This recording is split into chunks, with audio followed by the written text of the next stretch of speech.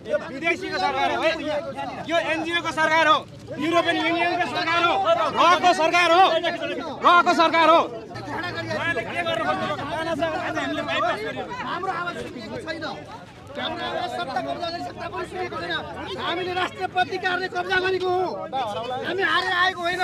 हामी राष्ट्रपतिलाई पनि अब मान्दैनौँ। इतिहासको कलङ्क राष्ट्रपति हुन्छ अब हेर्दै गर्नुलाई। 12 जना भनेर 20 जना 22 जना लग्ने भनेको यो त्यहाँ पुगेर हाम्रो बहुमत हुँदैन। हामी बोल्न सक्दैनौँ। केही विशेष व्यक्तिहरूले आफ्नो पावर र पहुँचको भरमा तपाईँको राष्ट्रपतिसँग सहमति गर्न खोजिरहेको छ। यो हामी मान्दैनौँ। यो मिटिङलाई नै हामीले बहिष्कार गर्छौँ। तर हामीले हाम्रो माग र एजेन्डा भनेको जनताबाट प्रत्यक्ष निर्वाचित कार्यकारी हो, यो हुनुपर्छ।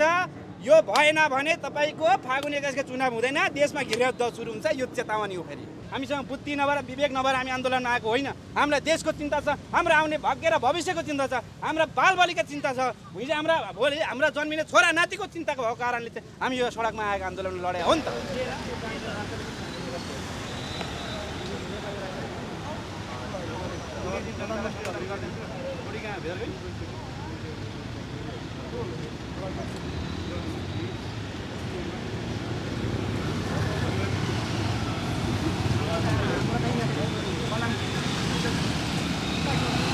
12 जना भनेर 20 जना 22 जना लग्ने भनेको यो त्यहाँ पुगेर हाम्रो बहुमत हुँदैन। हामी बोल्न सक्दैनौँ।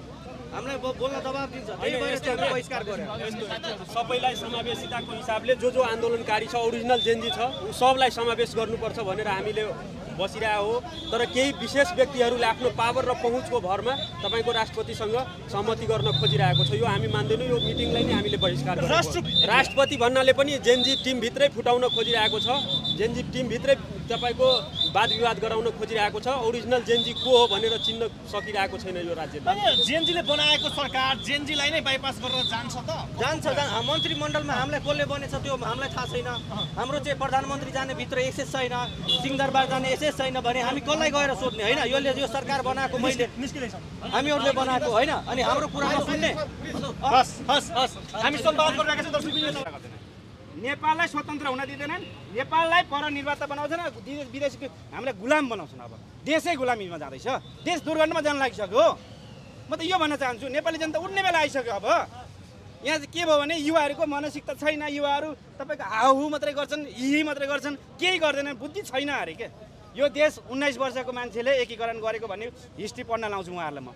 हामी पनि पढेर आएको मान्छे हो र हामीसँग देश एकीकरण गर्ने हिजो 19 वर्षको मान्छे पृथ्वीनारायण शाहले गर्नुभयो भने हामी 27 वर्षको मान्छे देश चलाउन सक्छौँ।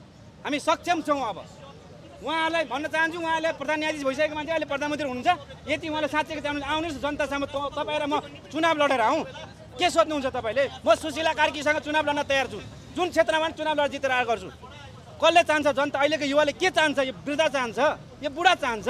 यो बुढाहरूले हाम्रो भविष्य लेख्न सकेनन्, हाम्रो छोराछोरीको भविष्य लेख्न सक्ने यो देशमा भनेर हामी आन्दोलनमा उत्रेको हो नि त। भ्रष्टाचार भयो, यहाँनिर करप्सन बढी भयो, केही गर्न सकेनन् भनेर हामी आन्दोलनमा आएको हो।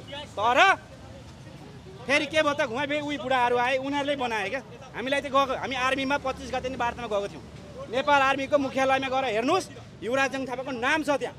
वार्तामा हामी गएको हो, पर्खिनु सेनालाई भनेको हो हामीले। 2 दिन वेट गर्नु, 2 दिन वेट गर्नुहोस्। हामी योजना र भिजनसहित देश बनाउने भिजन हामी 2 दिनमा खाका तयार गरेर हामी आउँछौँ। वार्तामा भन्दाखेरि रातारात तपाईँको युरोपियन युनियन र रको लाएर गयो होइन। अनि सेनापतिले के भन्नुभयो? हाम्रो अलरेडी सेटिङ भइसकेको छ, हाम्रो अलरेडी फिट भइसकेको छ अरे। यस्तो पनि नेपाली सेना हुन्छ। अब यो सेना पनि विघटन गर्नुपर्छ। यहाँ दलालीपन भयो। नेपाली अर्को कुरा के भन्छु भने अहिले जुन राष्ट्रपति कुरा गर्दै हुनुहुन्छ, राष्ट्रपतिले सेना चलाएको हो कि सेनाले राष्ट्रपति चलाएको हो? तिहार पछि भीषण आन्दोलन हुन्छ भनेर किन सेनाले भन्यो? किन सेनाले जनतालाई किन उक्सायो? फेरि यसको जवाब तत्कालै दिनुपर्ने हुन्छ। हामी यसलाई सही छैन।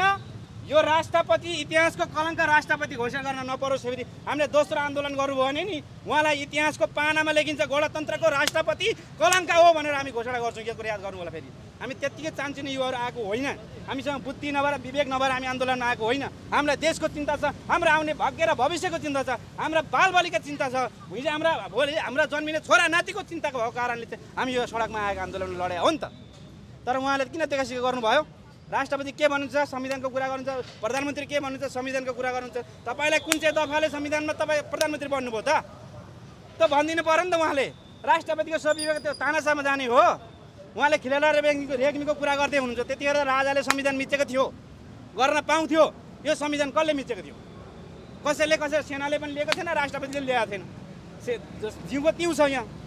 तर हामीले हाम्रो माग र एजेन्डा भनेको जनताबाट प्रत्यक्ष निर्वाचित कार्यकारी हो, यो हुनुपर्छ।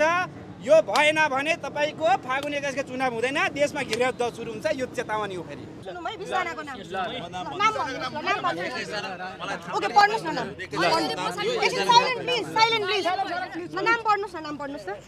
सुदन गुरुङ, ओजस्वी राज थापा, निकुञ्ज भण्डारी, मिराज ढुङ्गाना, प्रवेश दाहाल, जितेन्द्र शाह, पुरुषोत्तम यादव, प्रशान्त पौडेल, अङ्कित अधिकारी, अभिषेक श्रेष्ठ, जुनल गोदाल, अर्जुन साई, रक्षा बम, प्रदीप गेवाली, युजन राज भण्डारी, आदित्य कर्ण, आकृति घिमिरे, मेनिका निरोला, ओजस्वी भट्टराई, रिजन राणा।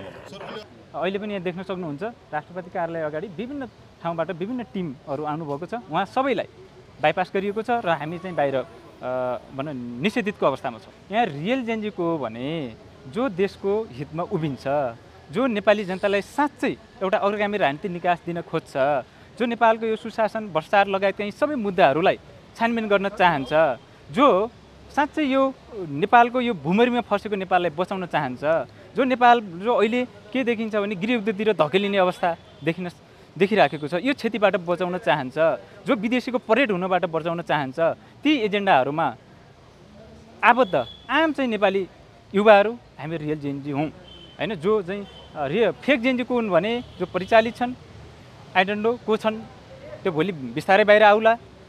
र जो राष्ट्र हित विपरीत, देशको सुरक्षा विपरीत, जो देशलाई नै विध्वंसतिर चाहिँ मचाउन चाहिँ सहयोग गरिराखेका छन्, तिनीहरू फेक जेएनजी हुन्।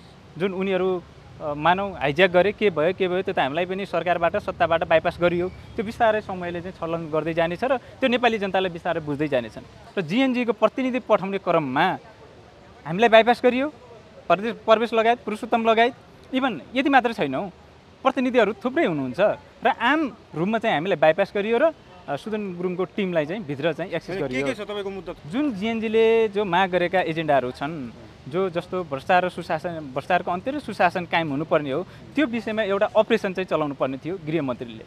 एक अनि त्यो उहाँ चाहिँ अहिलेसम्म हेरेर बस्नुभएको छ। त्यो भ्रष्टाचारीहरूले छानबिनको प्रक्रियामा पनि जानुभएको छैन। अर्को के थियो भने जुन गत 23 र 24 गते जुन मुभमेन्टमा हाम्रा भाइहरूमाथि आन्दोलनमा चाहिँ जुन गोलिया ठोकिएर मारिए होइन, ती हत्याराहरूलाई चाहिँ छानबिन गरेर कारवाही गर्नुपर्ने थियो, त्यो पनि रोकिएको छ।